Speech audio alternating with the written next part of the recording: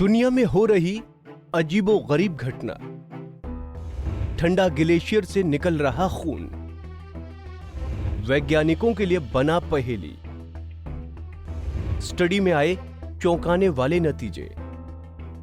Glacier आमतौर पर बर्फ की वजह से पूरी तरह से सफेद दिखते हैं, लेकिन इन दिनों यूरोप के ग्लेशियर एक रहस्यमय लाल रंग उगल रहे हैं।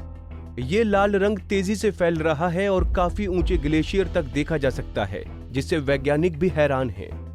इन्हें देखकर लगता है कि मानो किसी तरह का नरसंहार या जीव संहार हुआ हो। दरअसल ग्लेशियर पर फैलने वाले इस लाल रंग को वैज्ञानिक भाषा में ग्लेशियर ब्लड यानी ग्लेशियर का खून कहा जाता है। इसकी वजह एक रहस्यमय जीव है। आमतौर पर समुद्र की सतह पर पाई जाने वाली माइक्रो एल्गी का ग्लेशियर तक पहुंचना चौंकाने वाली घटना है। वैज्ञानिक लंबे समय से बर्फ को लाल या नारंगी रंग में बदलने वाली इस माइक्रो एल्गी के बारे में जानते हैं, लेकिन इन जीवों का पहाड़ों पर जीवन और उत्पत्ति का रहस्य बना हुआ है। अब वैज्ञानिकों ने ग्लेशियर के खून की जांच करने के लिए एक नया प्रोजेक्ट एल्प एल्गा भी शुरू किया है।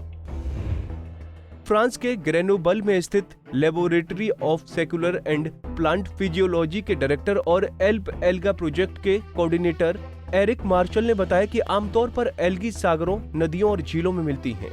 माइक्रो एल्गी बेहद छोटी होती हैं, जो एक साथ होने पर कॉलोनी बना लेती हैं, लेकिन ये माइक्रो एल्गी बर्फ और हवा के कणों के साथ उड़कर ग्लेशियर तक पहुंच जाती हैं। कुछ जीव तो काफी ज्यादा ऊंचाई वाले स्थानों तक पहुंच गए हैं। एरिक ने बताया कि जब उनकी टीम फ्रेंच एल्प्स के ग्लेशियर पर पहुंची तो वहां बर्फ लाल रंग की दिख रही थी।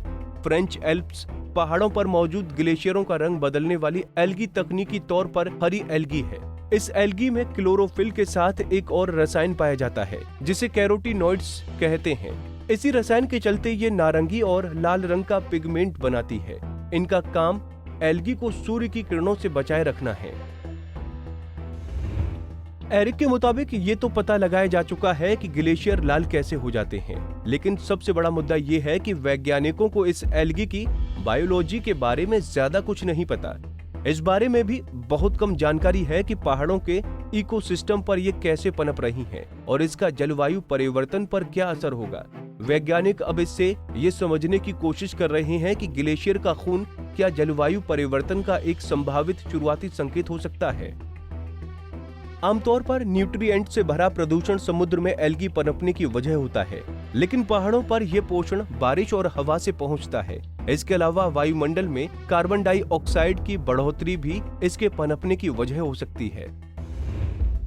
साल 2014 में नेचर मैगजीन में छपी एक स्टडी के मुताबिक लाल रंग की बर्फ कम रोशनी रिफ्लेक्ट करती है, जिस वजह से बर्फ तेजी से पिघलने लगती है। इसका मतलब ये हुआ कि एल्गी ग्लेशियर के जीवन को छोटा कर सकती है, लेकिन ये बात अभी भी अस्पष्ट है कि समुद्री एल्गी के पनपने और जलवायु परिवर्तन व प्रदूषण की वजह से ग्लेशियरों के लाल होने की घटनाएं बढ़ जाएंगी। इससे संभवतः उस इकोसिस्टम में रहने वाले अन्य जीव जंतुओं के लिए खतरा पैदा हो सकता है।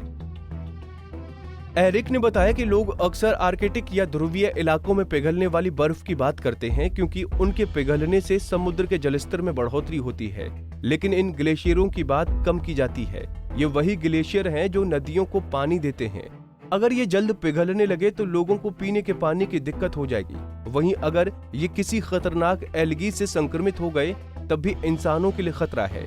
इसीलिए ऐसे बदलावों को रोकने के लिए प्रयास करना जरूरी है।